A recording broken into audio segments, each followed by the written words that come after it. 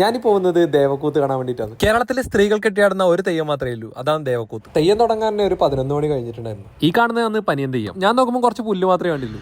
ആ പുല്ലിലില്ലാന്ന് കേട്ടാ ബിന്ദൂർ ഭൂതം. കുറച്ചു നേരം പനിയൻ തെയ്യെല്ലാം കണ്ടുവന്ന് ചെറുകുന്ന് തെക്കുംപാട് കൂലം താഴേക്കാവിലെന്ന് ഈ തെയ്യം നടക്കുന്നു. ഒരു ദ്വീപാണ്, ഇപ്പൊ അങ്ങോട്ടേക്ക് പാലല്ലായി. ഞാൻ ആദ്യമായിട്ടാണ് ദേവക്കൂത്ത് കാണാൻ വേണ്ടി വന്നത്. ഒട്ടും പ്ലാൻ ഇല്ലാത്തൊരു തെയ്യം കാണില്ല. ഇനി ദേവക്കൂത്തിന്റെ കഥ പറയാം. 7 ദേവതമാര് ദ്വീപിലേക്ക് പൂ പറിക്കാൻ വേണ്ടി വന്നു. അങ്ങനെ പൂവെല്ലാം പറിച്ചിരിക്കുന്ന സമയത്ത് ഒരു ദേവതക്ക് വഴി തെറ്റി. ആ ദേവതനെ ബാക്കിയുള്ള ദേവതമാരെല്ലാം തേടി നടന്നു. പക്ഷെ അവർക്കാർക്കും ആ ദേവതനെ കാണാൻ വേണ്ടി പറ്റിയില്ല. ആ ദേവത മാത്രം ദ്വീപിൽ ബാക്കി. ദേവത ആ വള്ളിക്കെട്ടിൽ ഇങ്ങനെ തളർന്നിരിക്കുവാണ്. രക്ഷപ്പെടുത്താൻ വേണ്ടി പല ദേവന്മാരും വിളിച്ചു, പക്ഷെ ആരും ആ വിളി കേട്ടില്ല. ഭൂമിയിൽ ഒരു രാത്രി ജീവിച്ചിട്ടുണ്ടെങ്കിൽ കുളിച്ചിട്ട് പുതുവസ്ത്രം ധരിച്ചാൽ മാത്രമേ ദേവലോകത്തേക്ക് പ്രവേശനമുള്ളൂ, അല്ലെങ്കിൽ അവരൊരു മനുഷ്യ സ്ത്രീയായി മാറും. അങ്ങനെ നേരം പുലർന്ന സമയത്ത് കന്യകനെ അവിടെയുള്ള ആൾക്കാർ കണ്ടപ്പോൾ തമ്പുരാനെ വിവരറിയിച്ചു. വിവരെല്ലാം അറിഞ്ഞതിന് ശേഷം നാടുവാഴി പറഞ്ഞു ഒരു പന്തൽ കെട്ടിയിട്ട് ദേവതനെ അവിടെ പാർപ്പിക്കാൻ വേണ്ടിയിട്ട്. നാടുവാഴി ആളെ അയച്ചിട്ടുണ്ടെങ്കിൽ 3 ദിവസത്തിന് ശേഷം നാരദം വന്നു. പുതിയ വസ്ത്രങ്ങളുമായിട്ടാണ് വന്നത്. അങ്ങനെ ദേവതയെ ദേവലോകത്തേക്ക് കൂട്ടിക്കൊണ്ടുപോയി. ഭക്തർക്കെല്ലാം അനുഗ്രഹം കൊടുത്തതിന് ശേഷമാണ് ദേവത പോവാറ്. ഈ ദേവക്കൂത്ത് കെട്ടിയാടാൻ വേണ്ടിയിട്ട് ഭാഗ്യം ലഭിച്ചത് അംബുജാക്ഷി അമ്മക്കാണ്. 41 ദിവസത്തെ വ്രതമെടുത്തതിന് ശേഷമാണ് കേട്ടോ ഇവിടെ ദേവക്കൂത്ത് കെട്ടിയാടുന്നത്.